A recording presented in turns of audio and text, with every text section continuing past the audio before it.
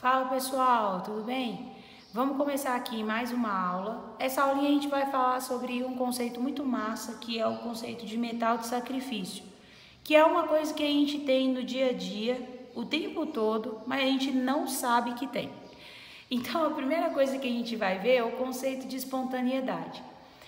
Quando a gente fala que uma reação de oxidação é espontânea, a gente está dizendo obrigatoriamente que o valor do meu ΔE é maior do que zero. Quem é o ΔE, gente?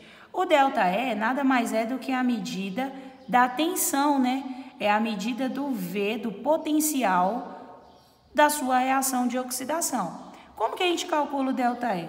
O ΔE a gente calcula fazendo o potencial do maior menos o potencial do menor. Vamos pegar de exemplo a pilha.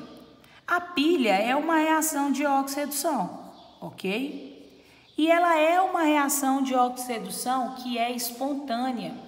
Por quê? Porque o potencial da pilha, quando eu faço essa conta aqui, ó, o potencial de quem reduz menos o potencial de quem oxida para a pilha, eu chego num ΔE que é maior do que zero, num ΔE que é positivo. Então, esse ΔE positivo, esse potencial positivo, me indica duas coisas. Primeiro, ele me indica que a minha reação é espontânea. O que é uma reação espontânea? É uma reação que não precisa de nenhum gatilho para acontecer. Ela vai acontecer de forma natural. É natural que ela aconteça, é natural que ela se desenvolva. Os elementos por si só conseguem manter essa reação acontecendo. É um processo espontâneo.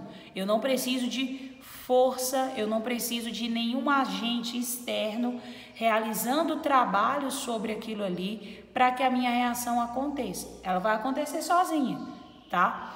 E a segunda coisa, se a minha reação é espontânea, se ela tem um potencial maior do que zero, ela produz corrente elétrica. Gente, esse aqui é o principal. É uma das coisas que a gente precisa mais analisar. Se você tem uma reação que está produzindo corrente elétrica, com toda certeza ela é uma reação de oxidação e com toda certeza ela é espontânea. Por quê? Porque as reações de oxidação que não são espontâneas, elas não produzem corrente elétrica, elas consomem corrente elétrica.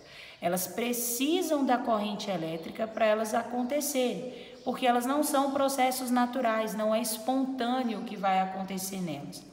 Agora, se a minha reação ela é espontânea, então eu vou produzir a corrente elétrica. Por isso que a pilha é um bom exemplo. Quando você pega uma pilha e bota ela lá num controle, o controle funciona. Por quê? Porque a pilha está produzindo a corrente elétrica necessária para que o seu controle possa funcionar. Se a pilha é que produz a corrente, quer dizer que a pilha é uma reação de oxidação espontânea. Quer dizer que a diferença de potencial, o ΔE da pilha, é maior do que zero. Ah, mas eu tenho uma pilha, eu fiz a conta aqui no meu exercício e eu achei negativo.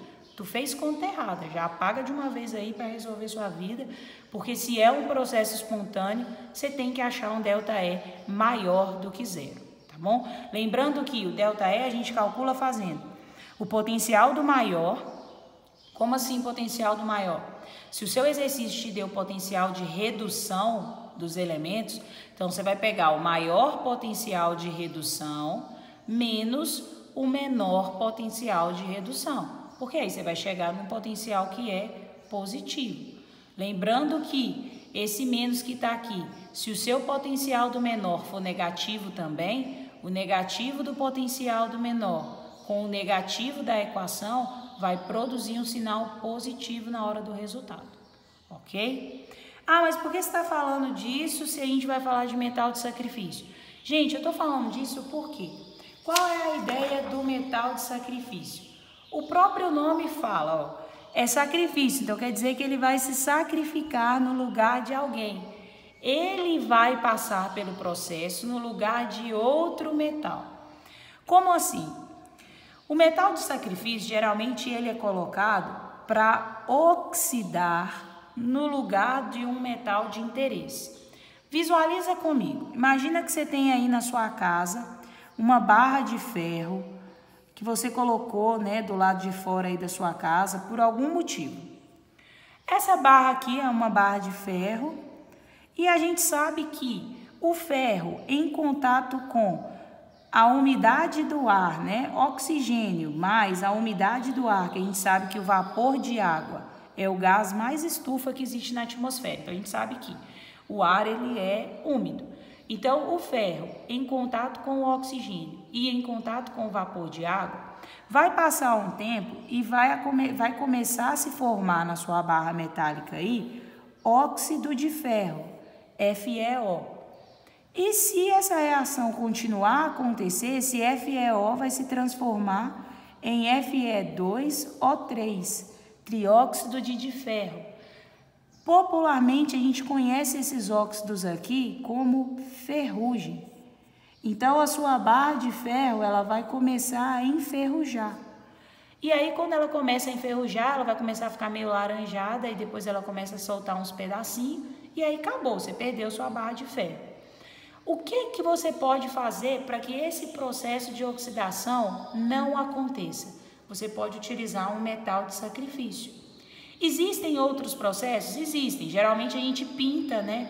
Alguma coisa que é de ferro, você passa tinta para quê? Para que a tinta dificulte o contato do ar e da água com o metal. É uma maneira.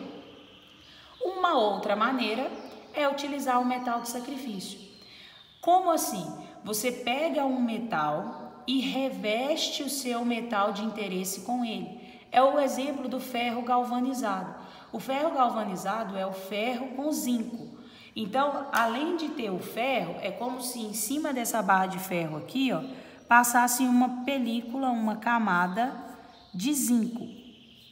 Ah, eu deixei de ter ferro? Não, você agora tem um ferro que tem zinco junto. Por que você precisa desse zinco junto?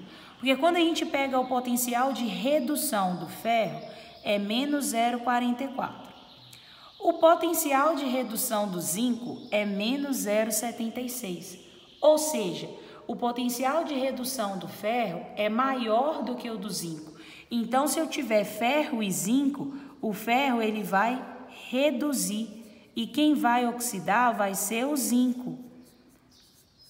Então, eu tiro o meu ferro, que é o meu material de interesse, eu não deixo ele oxidar, ou seja, eu vou proteger o meu ferro de passar pelo processo de enferrujamento.